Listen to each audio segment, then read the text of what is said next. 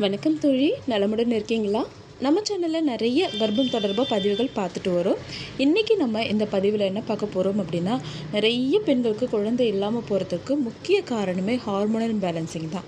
இந்த irregular periods பிரச்சனை, hormonal imbalancing, PCOD இது எல்லாத்துக்குமே ஒரு நல்ல தீர்வை தந்து சீக்கிரமே மகப்பேறு தரக்கூடிய ஒரு மூலிகையை பற்றி தான் நம்ம இந்த வீடியோவில் பார்க்க போகிறோம்.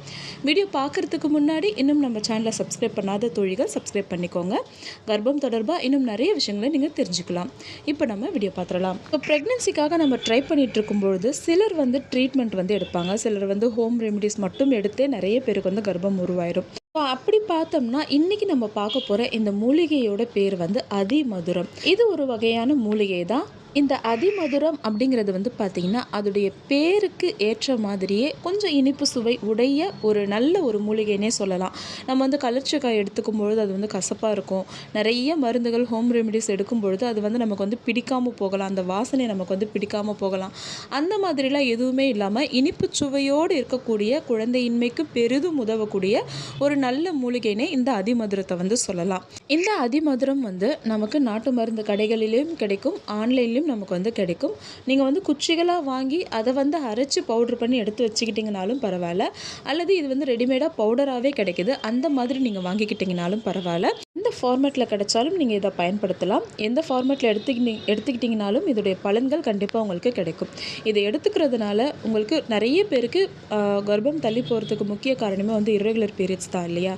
ஸோ இதை ரெகுலராக எடுக்கும்பொழுது நமக்கு இர்ரெகுலர் பீரியட்ஸ் சரியாகும். இர்ரெகுலர் பீரியட்ஸ் நமக்கு எதனால் ஏற்படுது? ஹார்மோனல் இம்பேலன்சிங்னால. ஸோ ஃபஸ்ட்டு நமக்கு ஹார்மோனல் இம்பேலன்சிங் பிரச்சனையை சரி செய்து சரியான நேரத்தில் கருமுட்டையை வளர வைத்து ஓவுலேஷன் ஆகிறதுக்கு ரொம்ப ரொம்ப சப்போர்ட்டிவாக இருக்கக்கூடியது இந்த அதிமதுரம்.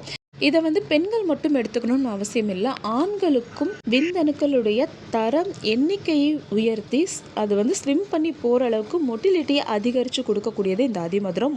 டோட்டலாக பார்த்திங்கன்னா குழந்தை இல்லாத தம்பதிகள் 2 பேருமே இதை ரெகுலராக எடுத்துக்கும் பொழுது இப்போ ஒரு 10 நாள் பயன்படுத்திட்டு எனக்கு பலன் தரலை அப்படின்றத இதை நம்ம எடுத்துக்க முடியாது இல்லையா? ஸோ நீங்கள் அதிமதுரம் எடுக்க போகிறீங்க அப்படின்னா நீங்கள் இதற்கு கூட சீட் சைக்கிளிங் எடுக்கலாம். நிறைய பேருக்கு டவுட் இருக்கும், அதிமதுரம் எடுக்கும்போது வேறு ஏதாச்சும் எடுக்கலாமா அப்படின்னு சொல்லிட்டு. ஸோ இதை எடுக்கும்பொழுது தாராளமாக நீங்கள் சீட் சைக்கிளிங் ட்ரை பண்ணலாம். அப்படி இல்லாட்டி ட்ரீட்மெண்ட்டில் இருக்கீங்க ஆல்ரெடி அப்படின்னா அதையும் கண்டினியூ பண்ணிக்கலாம். எந்த விதமான பக்க விளைவும் இருக்காது. ஆனால் இன்ஃபர்டிலிட்டிக்கு ஒரு நல்ல சப்போர்ட்டிவான மருந்தாக இது இருக்கும். ஸோ இர்ரெகுலர் பீரியட்ஸ் பிரச்சனை சரியாகும், கருமுட்டை வளர்ச்சிக்கு உதவும். ஏன்னா இதில் அதிக அளவு ஃபைட்டோஎஸ்ட்ரோஜன் இருக்குது.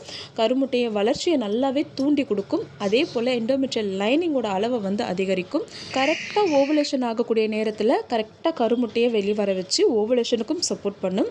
ஸோ கருப்பை தொடர்புடைய எல்லா பிரச்சனையுமே சரி செஞ்சு சீக்கிரமே கர்ப்பம் அடைய உகந்த சூழலை ஏற்படுத்தி கொடுக்கக்கூடியது. நிறைய பேருக்கு கருப்பையில் புண்ணு இருக்குது அந்த மாதிரி சொல்லியிருப்பாங்க. ஸோ அந்த மாதிரி ப்ராப்ளம் இருக்கிறவங்களும் அதிமதுரத்தை ரெகுலராக எடுத்துக்கலாம். இந்த அதிமதுரத்தை யார் எந்த நேரத்தில் எந்த அளவு எடுத்துக்கணும் அப்படிங்கிறத பற்றி இப்போ பார்த்துடலாம். ஸோ ஒரு நாளைக்கு இந்த அதிமதுரத்தை ஒரு 1/4 ஸ்பூன் எடுத்திங்கன்னா கூட பரவாயில்ல. வெதுவெதுப்பான தண்ணிலேயோ அல்லது பசும்பாலிலேயோ இதை நீங்கள் மிக்ஸ் பண்ணி எடுத்துக்கலாம். இரவு நேரத்தில் எடுத்துக்கும் பொழுது நல்ல தூக்கத்துக்கும் இது ரொம்ப சப்போர்ட் பண்ணும்.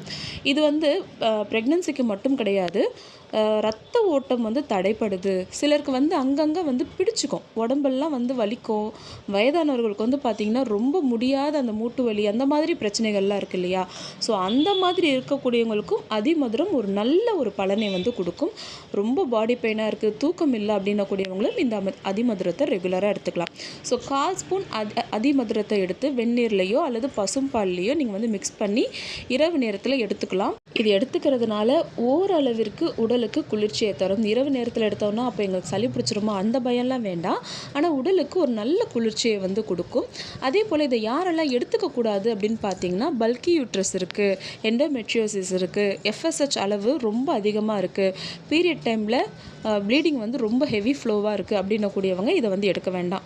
இதில் ஃபைட்டோஎஸ்ட்ரோஜன் இருக்கிறதுனால இந்த பிரச்சனையை அதிகப்படுத்துறதுக்கு வாய்ப்புகள் இருக்குது. ஆனால் கருமுட்டை சுத்தமாக வளர்ச்சியே இல்லை அப்படின்னக்கூடியவங்க தாராளமாக இதை எடுத்துக்கலாம்.